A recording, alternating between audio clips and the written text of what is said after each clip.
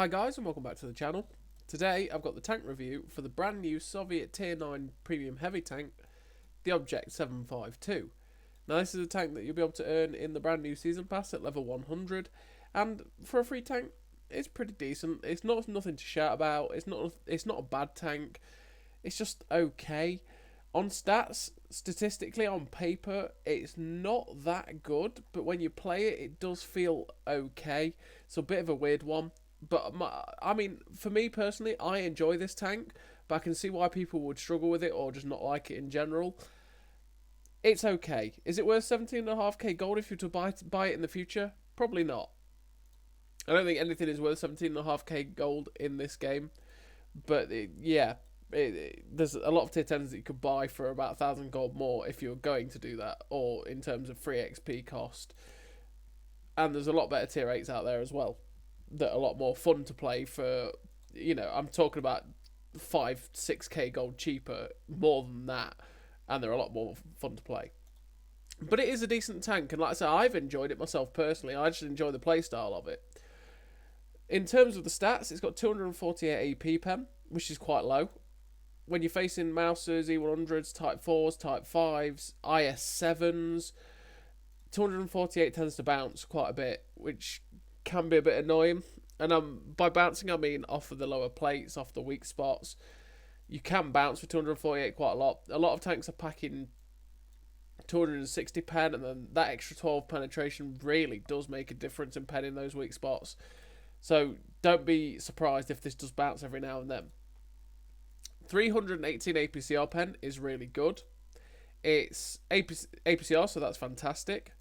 And that's because, obviously, you'll have better shell velocity. It's not heat, so you won't just have spaced armor absorb the shell, saying lol. And 318 pen is pretty damn decent. 390 alpha is a bit random, seen as every other Russian 122mm gun at the tier has 440. And I think with the 3-shot autoloader, 440 alpha would have been great. Especially with the reload it's got, where it's on the slower end. 440 would have definitely been better. It is an odd one that it is 390, but there we go. 1750 hit points is about average for the tier for heavy tanks, so that's okay. 40 kilometers an hour top speed is a decent top speed for a heavy tank, but it is quite sluggish, and ground resistances do wreck it a little bit in terms of that, so it does need a little bit of help from something like the powertrain, and it does struggle a little bit to get up to that 40 kilometer an hour top speed. 380 meters view range is also quite low for a heavy tank as well. Well, for a tier 9, not just a heavy tank, for a tier 9 in general, because quite a lot of the tier 9 Soviet heavies have 390 or 400, and that 10 to 20 meters extra view range does make a difference, especially with sort of percentage based bonuses you can get, like from coated optics and stuff like that. You will definitely want to run coated optics and situational awareness on this tank, like you would on every tank really, so that you will make the most of the view range and get out spotted not that often. 13 camo as 0.13 camo, sorry, is pretty damn decent for a heavy tank, but you shouldn't really be focusing on the camo because it is a heavy tank and you will be playing on the front line, especially with how derpy the gun is. So let's get on to the other stats of it. So 4.46 rounds a minute rate of fire, which is a 34-second base reload. Now that is slow. That is actually quite slow for a 3-shot autoloader. If this was a 4-shot, that would be quite quick. But for a 3-shot, that's quite slow. If you were to look at the T54E1, which plays as that more brawly, damage-dealing autoloader, it doesn't have the pen that the 752 has, but it fires in 33 seconds. 1 second faster reload than this, and it gets 4 shells in its clip for around 1600 clip potential. It also puts out the clip way quicker. So that, the T54, this obviously was 35 seconds and they buffed it, or 36 seconds, they buffed it to 33 very recently. It puts out the damage so much faster than the 752 does, and it reloads so much quicker. And that's got 4 shots. The 5120, which has a 1600 clip, 4 shots, reloads in 35 seconds. So 1 second slower than the 752. and that has 4 shots again. Like I say, this is slow for 3 shots. If it was 31 seconds, perhaps, it would be pretty good. But 34 is just that little bit too slow. But funnily enough, when you're playing and you get it down to like 28.2 seconds or whatever it is, it doesn't feel that long, generally. And you don't feel like you're twiddling your thumbs as much as you do when you're playing an Italian auto reloader. But on paper, it is very slow compared to a lot of the others. The Emil 2 is the other one, which is obviously the heavy tank in this list. Gets 4 shots, and it's a 40-second reload when it's fully upgraded. There we go, 40-second reload. But this has an absolutely incredible turret and has the durability to sit there, bounce shots off his turret while it's dropping those final shells. But this is on the slower end of its reloads. So yeah, that 34-second reload is slow. With the 3.2-second intra clip as well, it takes a fair bit to get the shots out with it. You got a 3.4-second aim time as well, which is damn slow. Like that is very, very, very slow aim time. You're not aimed in by the time you've got that next shell in, and that is a bit of a problem. And add to that the 0.42 accuracy. You do miss quite a few shots. It's not really one to be snapping shots in. You have to make sure that your shots are fully aimed in to make the most of the gun and the clip. Although 3 shots in a clip is definitely nice, I prefer 3 shots to 4 because it feels like you drop the clip and you're not exposing yourself for a horrendous amount of time. And I think 3 shots goes better with the 3.2 second intra clip than say the 5120 or the Emil 2 with their 4 shells for 3.33. I think the 3 shells fits that long intra clip a lot better generally, but it still does take 9.6 seconds. Well, it's 6.4 seconds from after firing the first shot to drop the whole clip. 8 degrees of gun depression is something that's unheard of for Russian heavies, really, and for this tank that is an absolutely fantastic feature. And it's a tank that's not awkward to use at all. It's not that awkward, and 8 degrees of gun depression really, really helps that. Add to that, it's got 330 turret armour on the front, 150 on the side, and 120 on the rear. And with that gun depression, you can get some pretty good armour values going. So let's look at the armour of the 7.52. So the armour on it, as you see, the turret armour, this frontal turret armour where these plates are here, is just nearly enough impenetrable. It's absolutely fantastic.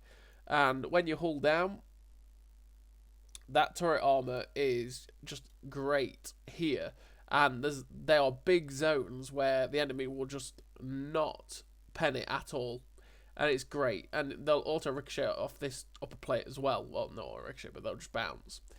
Although the cupolas are a problem. And because of the oscillating turret that this tank has, where, as you'll see here, as you go down, the cupolas move with the gun. It means that those cupolas will always be visible, no matter if you hull down or not. And those cupolas are pretty easy to pen, only 190. And there's a little 30 to 35mm bar just below the cupola as well, which means 120mm guns or more will pen that quite easily, and they'll overmatch it. It's a bit of a problem you've just got to be aware of. These cupolas are pretty easy to pen. You just got to keep wiggling on a ridgeline. You've got to keep wiggling, and you will bounce shots and bait them to hopefully shoot these bits here, basically. And you will bounce shots, but that's it. There's cupolas are big, easy weak spots. If you're shooting these things, shoot it. In terms of the hull, it's a troll. It's a very, very troll armour setup, because it's sometimes really good, sometimes really bad, sometimes in between. And it's a mix of two heavy tanks that the Russians have in terms of its hull armour. It's a 279E type upper plate, although it has got a lower plate, but the lower plate is a very small target and is quite easy to miss, having shot at it myself and having people shoot at it. It's quite easy to miss and hit the upper plate, or just go underneath and hit the suspension. And yeah, this upper plate is like the 279E in the fact that if you're facing head on, it is, decently strong, but as soon as you start to angle at weird sort of areas, they'll start to bounce more off of these areas here. And obviously, if you're shooting at one of these things, shoot at the nearest part of the upper plate, because it's the most likely spot to get a shot at, or just aim for the cupolas. And it's also like the 257 in its side armor. Look at this side armor. That is incredible, right? It's like the 257 and the T22 medium, right? If you're driving at someone, if you're driving along at someone, sort of drive at this sort of angle, because you want to bait them to look at it and go, oh, I can shoot the side, look. They won't pen it. They'll just auto ricochet most of the shells. There is a little shot trap here and there, but for the most part, they will ricochet most of their shots off of these sides. And they can't track and pen you. It will just, because there's no hull below these tracks and the angles and stuff, below the drive wheel, they won't track and pen you. So you want to try and bait people to shoot you in the side and the tracks. One thing you got to be aware of is when you are shooting at these things, don't shoot really low into the tracks. Make sure you shoot the highest bar above the tracks, because otherwise it'll get absorbed and you'll do absolutely no damage and you'll just get frustrated, basically. But one thing to note, and you will see it in one of the replays, is that when people are shooting at you, if you're side scraping, don't side scrape on an angle, on an area that's high, where you're shooting up, right? Because as soon as you angle up a little bit and you're on a higher elevation, your armor, the angling becomes pointless and they just pen through it. But on the whole, this armor is very, very troll. It's a very, very good feature for the tank. You've just got to keep wiggling, keep moving, keep making it hard for them to aim at a good spot. And if you're going to be driving at people, make sure you're baiting them to shoot this side armor here, because it goes a long way to the point. You've got to turn a lot before it gets to the point where they can pen it, pretty much. In terms of the power to weight, it's got 13.99 horsepower per ton, which with these terrain resistances here means that it's very, very sluggish. It really struggles to get to this 40 km/h top speed, and it will really need the advanced powertrain to help it get to that top speed, because without it, I think I was going at about 35 max. Maybe if I was on a slight downhill, going to closer to that 40, but on flat it was going about 36, 37. So the extra horsepower is definitely needed. And 12 km/h reverse speed as well is quite slow. So you don't want to get yourself into a too aggressive position where you can't back out very quickly. You might actually sometimes be quicker to just turn around and drive forwards and give them your rear. 30 degrees a second traverse speed on the tracks as well is pretty damn decent.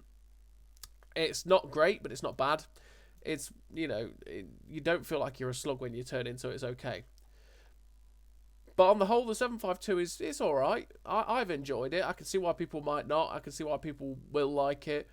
I think it's down to personal taste and whether you just get how to use its armour and things like that, because it's all down to using that armour and how you angle and stuff like that. So as always, everybody, I'm going to send you over to the garage where we look at the crew and the equipment loadout for it and see what stats it gets when you set it up. Right. So I'll see you there. So here we are in the garage with the Object 752. And yeah, it's a not bad looking tank. It's a weird one. You can see the spaced armour over the weird hull. So if you were to just look at this tank and you would come across it for the first time, you would look at it and just think, oh, that's a normal tier 9 heavy, right? You wouldn't be able to see the boat shape, which is why you've really got to pay attention to that Tanks GG model to see what it's like. And you can see the lower plate doesn't look like an obvious lower plate. It just looks like a upper plate continued, right? The armour is a weird one, and you really do have to get used to it and how to play it. And people have to get used to shooting it as well, I think, is another thing. So, in terms of the commander that I run on this tank, I run Born Leader, Rapid Reload, Sixth Sense, Situational Awareness, Trap Mechanic, Steady Aim, Snapshot, Run and Gun, and Rapid Aim. Now, I run Rapid Aim because that 10% increase to turret and gun rotation speed is vital for this tank, because 23 degrees a second on its turret traverse is too slow. It's really slow. It needs that extra 10%. I think you get up to 27 degrees a second, which is a lot more bearable for the tank, and definitely what you want to be taking.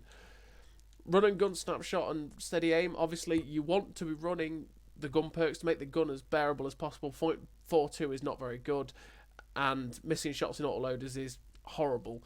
So making the gun as good as possible is definitely why you want to run those three. Situational Awareness, like I say, with Born Leader, make the V-range as good as possible. Rapid Reload, get that reload down as much as you can.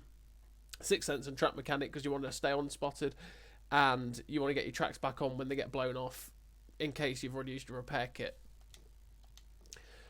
So that's the crew loadout. In terms of equipment, I run optics, vert stabs, and the powertrain. Like I said, you want to run this powertrain because you want that extra horsepower. The 5% extra speed is okay, sure, that's nice. And this is where you might go, you know what, actually, I'll put up with the sluggish speed and I'll put extra improved ventilation on it for the 5% extra crew performance, get the reload a little bit better. Or you could run the GLD, which is what I was tempted to run instead of the powertrain, for the 12% better aiming time, which you go from 3.4 to like 3.2 or 3.1, something like that, which is definitely more manageable and is possibly something you want to run. It's something you want to consider. Okay, so this is just, I run it with the advanced powertrain, but it's personal preference. If you think that the mobility without the powertrain is like, yeah, it's alright, but the aim time is killing you, run the GLD, definitely. But that's what I run, because obviously you want the better accuracy with the gun stabilizer. You definitely want that. You want to make it 20% better easily. Optics, because you want your view range to be better. Again, you want to be able to not get out spotted. And the powertrain, because you want that extra horsepower. So you'll see that in the shell velocity is 862 on the AP. And 988 on the APCR now. The shell velocity isn't that good, really, 862, but it's not horrendous. 988 is definitely a nice improvement with the APCR, so that's definitely a nice reason to load the APCR as well.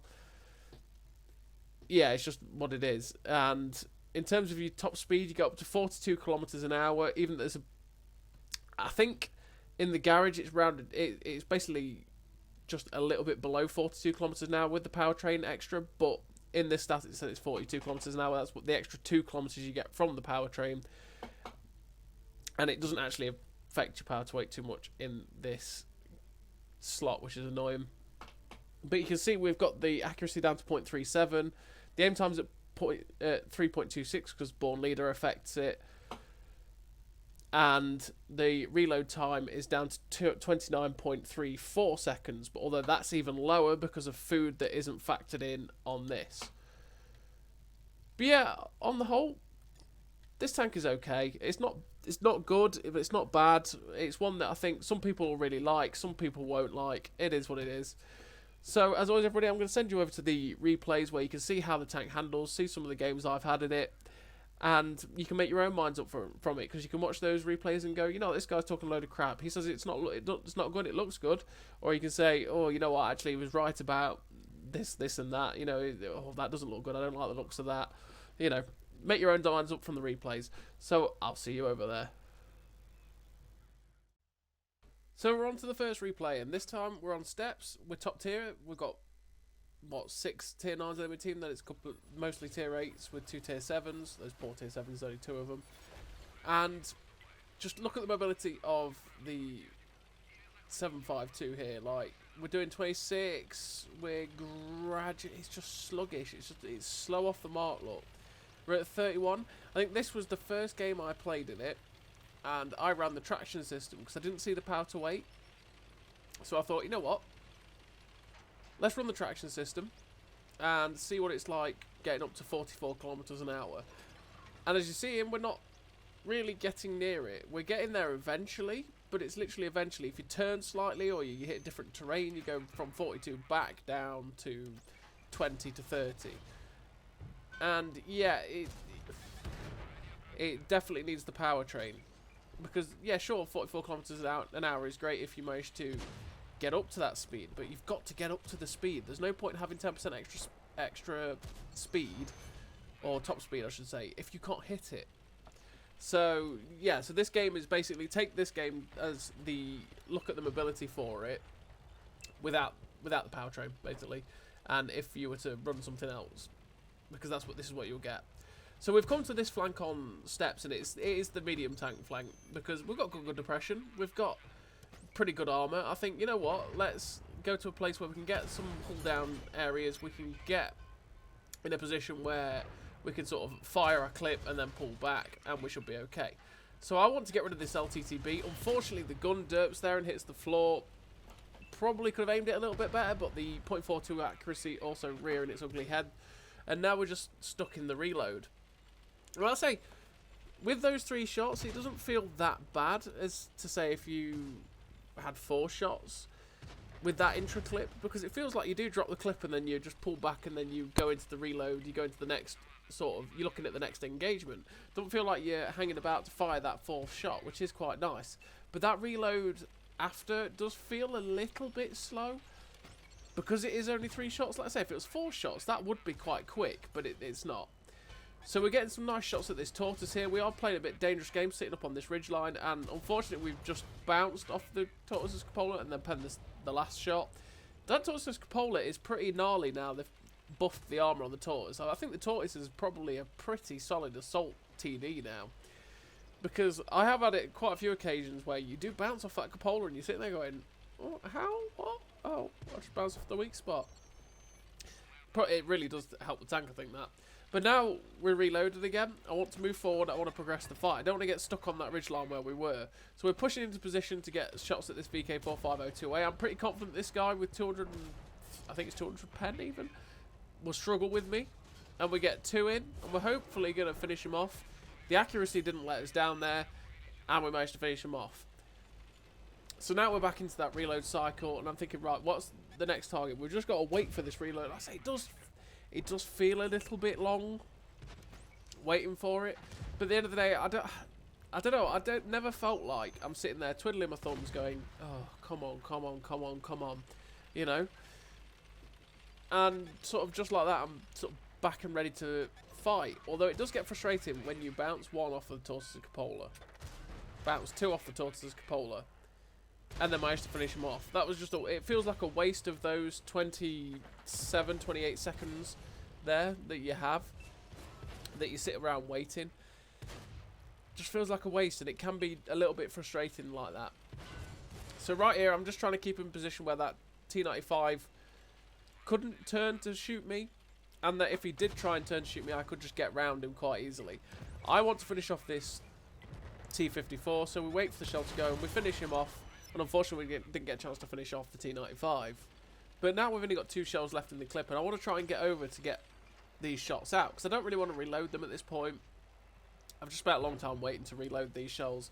I don't want to waste it, especially when I've got chances where I could possibly get another shot off. So I'm trying to see if I can get a shot at this big top down here. I do want to finish off this LTTB, but unfortunately he is in a position I can't get him. The big top was in a little bit of a position where I couldn't shoot him, which is a little bit sad. We try and pop a shot at the LTTB there, but unfortunately he got shut down as the shell was inbound, and it probably would have missed anyway, because it wasn't that well aimed, and it wasn't aimed really at all. And this tank is not that good at shooting when it's not fully aimed. It misses quite a lot of shells to do that, and it's one of those things that I will say with this tank is you have to make sure that you are aiming these shots, because otherwise you will just miss, and yeah, it's very frustrating. So we're ploughing across the middle of steps, and I actually thought, oh, I might have shots at the side of this concrete here, and we do. And we get a nice shot into his side. He starts looking at us, and we decide to carry on. The T55A there bounces off our side, and this is how I'm saying to drive at people, how I'm doing it right now. Unfortunately, he ends up tracking and penning us, because somehow, I'm not quite sure how he did that. I think we must have been on a slight angle upwards there as he shot us, so it just made it so that he could shoot up through our track into our tank. But that's how I'd say to drive at people, is to drive at people sort of at a slightly sideways on angle, because then it will bait people to shoot that side, and they will more often than not bounce. So we're coming over here, we're hopefully going to reload in time to finish off this T55A. We get a shot in to finish him off. Now we've got the defender, who's the last one alive. We get a nice one into his side. Hopefully we get the reload, but we don't quite get the reload in to finish him off, and the Fatherland does. But it was a nice game for the 752. Showed what it can do when it's running around, trying to flank. And we finished with 5 kills, 4.7k damage, 405 assistance, ace tanker, high caliber, 1655 base XP. That is definitely a first day ace. I think this will be one of those tanks that will have quite a high base requirement for the ace, because I think it's quite capable, to be honest. Even though it has a lot of downsides, and on paper it doesn't statistically look that great, I think it has a lot of potential in games, definitely. And a lot more than stuff like the Italian auto reloaders. And I do feel like that is a comparison to have with that I should have really gone over the Progetto 66, because that has a 3-shot auto reloader, that has 400 alpha. And this tank reloads way quicker than that tank. It's very, very sad that Progetto 66, well, it's very, the whole Italian line is sad, really. But this tank reloads way quicker than that. And that, like I say, that's what I mean. That's what I think makes this tank just feel like you're not twiddling your thumbs that much. Because it feels like you are waiting around for far too long with the Italian auto reloader. Whereas with this tank, you're not really. And the intro clip isn't too bad either. In comparison to that tank anyway, 3.2 is quite long.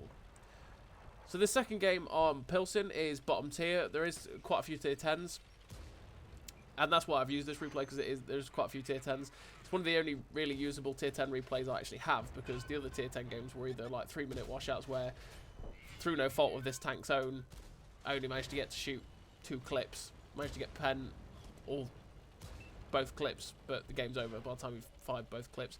Or get one bomb by artillery, because no tank's safe from artillery. Anyway, we've come to this flank on Pilsen, and it's a good place to get hull down and stay safe while you're reloading your autoloader. So this Death Star is fired. I want to get rid of him. I don't want a Death Star in this game, so we've come up on top of the ridgeline. Unfortunately, Dirt's one-shelling because it wasn't well aimed. Get the second one into his side, he burns out, and we can't quite get the shot at that E100. And this is where the penetration will probably let us down, so I load the APCR for 318 pen, because, well, we need it. My next target is thinking that E100. Wait for that E100 to poke out around that corner, get a shot into his drive wheel, hopefully track him and pen him, and then that way I can possibly start dropping the rest of the clip into him, and I will pen him. But the thing is, with the AP, I won't track him and pen him. I'll probably track him but do no damage, and that is just frustrating when you're in an autoloader. You don't want to waste your potential, because wasting your potential is, well, just killer generally for these tanks. So unfortunately, he didn't pull out there, and I wasn't patient enough to wait for him, so we decided to just drive around here. We end up spotting the E50 and the I7. We get one shot to the drive wheel of the E50. Unfortunately, he didn't stay where he is. And we get another one into the tracks of the I7 and pen him as well. And then pen the T95 FV201. We did take 2 shots there, because we didn't drive around in a clever way. We gave them their flat side, and they both penned us. But now we're just waiting for the reload again. I'm trying to think where the next shell is going to go. And I'm thinking, I want to try and get a shot into the C100. The C100 is obviously going to be a pain if he decides to just drive around and blap us with the big 15cm cannon. And I want to, it's also a big juicy target. If he drives around that corner with his drive wheel like that, we could possibly track and pen him. But unfortunately, we didn't track him. We actually drove around a little bit too far there, which meant we ended up shooting his side. But we did pen it at a weird angle, which is why we wanted the APCR, because we definitely wouldn't have penned that with the AP. But unfortunately, we didn't get another shot in. Now we've got this VK7201K that looks like it is in a weird place. We do get a shot into his cupola there, and we get a second shot in there. And I don't... that looked like his front, so I'm not sure how that penned. I think we actually went through the gun manlet on one of the weak spots there, but we weren't. I can't claim I was aiming for that. I was just shooting at him, and it went in. Fortunately enough, like I can't claim any thought process in there. I was just like, okay, I just need to fire this last shell. I penned the one that was aiming for his cupola, and the other one was like, you know what? Let's have a go, see if we can get it in, and it did. Now, fortunately enough for us, that AMX didn't decide to go for us. He just was on a drive-by mission.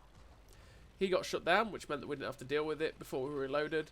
We've switched back to AP because I'm thinking, right, I want to move up into a position where I'm probably going to be able to pen them anybody else with AP. And we want to go through the middle of the map because I want to try and avoid the E100, and I don't want to drive out to the building at C7 and get shot in the side by something over here. So this is where you aim your shots, because we missed the STRV 1030 there, unfortunately, because it wasn't very well aimed. It went miles wide, and that's where the accuracy of the gun lets you down. That wasn't that aimed in, but it did go into the 705A's side, thankfully enough to finish him off, because I didn't want a chance taking a massive hit from him. We get another shot into the T44, fortunately, and he gets shut down. Now we're just waiting for the reload. I want to advance to get into a position where I can dump the clip when it is reloaded. The chisel unfortunately pens us in the side, sort of caught the back end, and we're getting into a flanking position here to get a shot in the E100 where he's possibly going to be distracted with everyone else. So I could possibly pen his lower plate here, especially since it's flat on, but unfortunately I don't aim it enough. Then the CS-52 Elise unfortunately crosses at the wrong moment and we end up hitting him, but we do get the final shot into that E100. That was just a frustrating moment where the first one was me not aiming long enough and we missed. It went underneath the tank. The second one was just unlucky timing, and then the third one we managed to get it in. Unfortunately, we didn't manage to get another shot there, the artillery, because we were reloading, but we finished the game with a nice tally, and we finished with 1 kill, 4.1k damage, Confederate, first class, 1430 base XP, and a nice game for the tank in a tier 10 matchup. And yeah, like I say, this tank is a nice tank. I think it will struggle a little bit when you're having to face lots and lots of heavily armoured targets, and by that I mean like where you're facing lots of Type 5s, lots of E100s, lots of Mousers. But generally in games you don't see loads of them in the same game. Type 5s are a problem because you need the 318 pen APCR, and your accuracy isn't good enough at range to hit the spot you need to hit for a Type 5 heavy to pen it. So you just got to be careful when facing them, because the armour buffs that they've got make it so that it is incredibly hard to pen them with the 248 AP pen, and even with the 318 APCR pen it's still a bit of a struggle here and there, and they don't have to pen you, they can just derp you with HE. So we're on the last game, and in this game we're on Fisherman's Bay, and I'm going to go up to the position that I like to take where I can get shots at the heavies crossing into the town. And it's a great position to use, especially this is a position that a lot of the Russian heavies would probably struggle with. But we don't, because we've got 8 degrees of gun depression. We pop a shot near blind into the Paladin, because he was crossing, because he got unspotted. And now we're put into a position to get the rest of the clip into him. Now we are side on, so he easily pens us there. And he's also shooting up at the angle we're at. So we pull back while we're reloading. We've boosted our reload with food. And we're just got to be wary that we don't get shot by something like the E50 that is on the ledge on the E line. But we just wait for the reload, and like I say, the reload does feel a little bit long, especially watching it back now. It never really felt like it when I was playing it, but watching it back and the replays, you do feel like for 3 shots it is just a little bit long. Now unfortunately again, aim your shots and you'll pen them, because we missed the first one. The second one only does track damage because it hits the right far back end of the T-55A. Poor aim really. And then we do manage to get the other shot in. But we did track him, so we got a lot of assist for it. And once again, we've got the typical autoloader thing of just waiting for the shots. And then just watching targets as they drive into your gun sight, thinking, well, if I was reloaded right now, I could be shooting this guy and getting lots of damage. But unfortunately, we're not reloaded yet. And I'm just thinking, please don't drive into a position I can't shoot. And he is totally oblivious to it. So it's like, oh, hello, friend. Have you heard about my autoloader? Oh, bad shot. And then we finish him off. So that was another bad shot, because I thought he was going to keep backing up, and unfortunately he didn't keep backing up. So we ended up shooting far beyond him. And once again, another case of I'm reloading, but something drives perfectly into my line of sight, and I'm like, oh, God, why can't I be reloaded right now? And this is possibly where it did feel like it was a little bit long for 3 shells, because it's like, oh, I'm so close to be able to get these shots in. I just want to get the shots in. And we have got the back end of the Conqueror. We get one into the back of him. I was hoping to track Ampen in there, but we break his engine again. I think that was a full break. And then we managed to pen the back end again. We're up to 3.5k damage, 1,000 assistance from this position. We're fairly lucky we haven't been targeted more by artillery than we have already. And we've been managing to throw a lot of shells up. Now this Ragnarok is firing APCR, so he could pen me if he hits the right spot. But fortunately enough for me, he's managed to bounce quite a lot. Like I said, the lower plate on this tank is a weak spot, but it's very low. And when you're looking at the actual armor model, when you're actually looking at the visual model of the tank, not the armor model, it's quite hard to tell where the lower plate is and where the upper plate is. Just it looks like a continuation of the upper plate. Like I said, the armor on this tank is something you've got to get used to shooting at and using to angle yourself to be able to, you know, make the most of it. Because it's just weird. It's a very, very weird armor set, and it can be very, very good or very, very poor depending on the situation you end up putting yourself in. So this situation we're on now in ridge lines, if we keep ourselves behind a ridge line and sort of angle ourselves up with our front showing, and they can only see the upper plate and the turret and that, the only place they'll be able to pen us is the cupolas, and the armor will be ridiculously good. But if we manage to, like you'll see in a couple of minutes, get in a position where we're trying to side scrape out, but we're actually higher than the tank below us, they'll have a very good chance of penning you.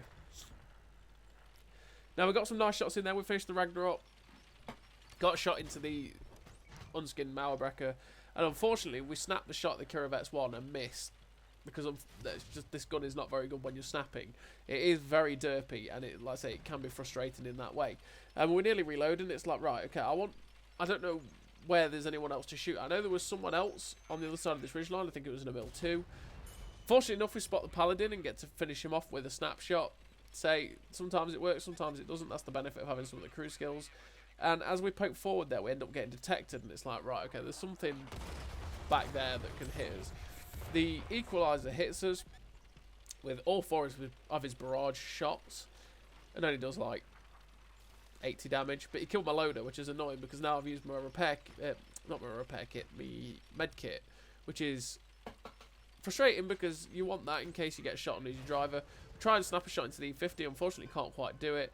The Hurling Hund is just barreling along like light tanks do, and we shut him down. If he'd used his brain there, he would have stopped behind the house or pulled back behind the ridge line to stay safe from me, but he just drove out in front of me, gave me the shot. Sometimes, I think because it's a brand new tank, some people didn't realise I was an autoloader, and when I fired one, they went, oh, it's time, he's fired, and then I fired again and again. But then other times, it's just people being silly. But like that Hurling Hunt there, he was just barreling, he was just going, I go zoomy, and we managed to shut him down. So now, we've moved into a different position. And we're back over here, looking for that ML2 that was over here. There he is, he gets spotted up. So we try and get a shot into a side. Unfortunately, again, derpy gun handling fails us. Derpy gun handling fails us again, and the shot goes really low. And we get the last shot in the clip into his lower plate. That was a frustrating clip to have, because we really needed all 3 shots to connect there. And here we're going to try and side scrape out and try and bait some shots into our side. But I forgot, again, we're angling ourselves so he's shooting up into our tank. So he easily pens us there because obviously the angling of the tank is negated. And we're just trying to bait him now to shoot our track. Just head on because he won't pen us there, and that's exactly what he does. But we're about to screw up because I want to drop this clip into this mill. But I'm worried that if I attack him and push him aggressively, which I can clip him out, I'm going to get shot by TDs at B2. So I'm trying to be as cute and clever as I can with the gun depression, but unfortunately it's just not working. And the first shot derps. The second shot goes in and I realise, oh crap, he's reloaded. Because he was stock, that's why. And he ends up shutting us down. So we made a massive mistake there because I didn't feel like I could push him because there was stuff camping at B2. And they probably could have finished us off and stopped us having that fantastic game. But unfortunately, my hesitancy really did screw that up. But it didn't matter. We still won the game. We finished with 4 kills, 6.1k damage, ace tanker, the high caliber, 2k base XP, and a really nice game for a brand new tank. And obviously, this tank is... I've really enjoyed it. I really find it quite a fun tank. But there is a lot to it that could be quite frustrating to people. But it's good for free. So as always, everybody, thank you very much for watching. I'll see you next time.